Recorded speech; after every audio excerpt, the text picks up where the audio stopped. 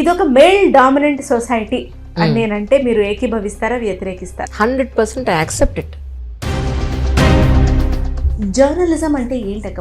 What defines journalism? ఇప్పుడు ఏమైపోయిందంటే anchoring is entertainment. బేసిక్గా యాంకర్ అంటే ఎంటర్టైన్మెంట్ ప్రోగ్రామ్స్.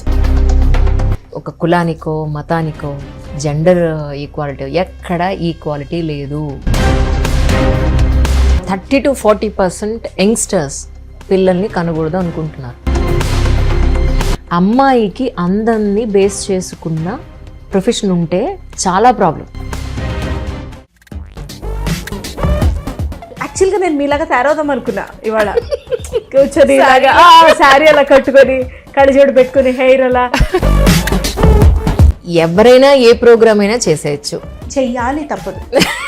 అన్ని కాపాడుకోవాలంటే. అక్కడ ఈక్వాలిటీ లేదు.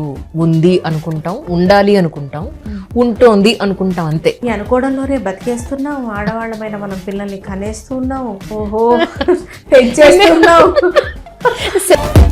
ఎందుకక్క ఒక బొట్టు సైజ్ ఏజ్ ని డిఫైన్ చేస్తుంది? నాకు అది క్వశ్చన్ క్రోషం వస్తుంటుంది నాకు. పెళ్ళి నేను ఎవ్రీడే మార్నింగ్ 10 మందిని ఈ రోజు కొట్టాలి అన్న థాట్ తో లేస్తాను. పొలిటీషియన్ అన్నారు ఒకరోజు, అంజలి నువ్వు క్వశ్చన్ వేస్తే నవ్వుతూ చక్కగా చెప్తావు, తర్వాత అర్థమవుతుంది తడిగుడ్డతో పీక్ కోసినట్టు, బ్లేడ్తో నరం కోసినట్టు, చాప కింద నీరు వచ్చి మొత్తం తడిసినట్టు. ఒక స్లీవ్లెస్ వేసిన వెంటనే స్లీవ్లెస్ వేస్తున్నారు ఈ అమ్మాయి క్యారెక్టర్ ఇంతే.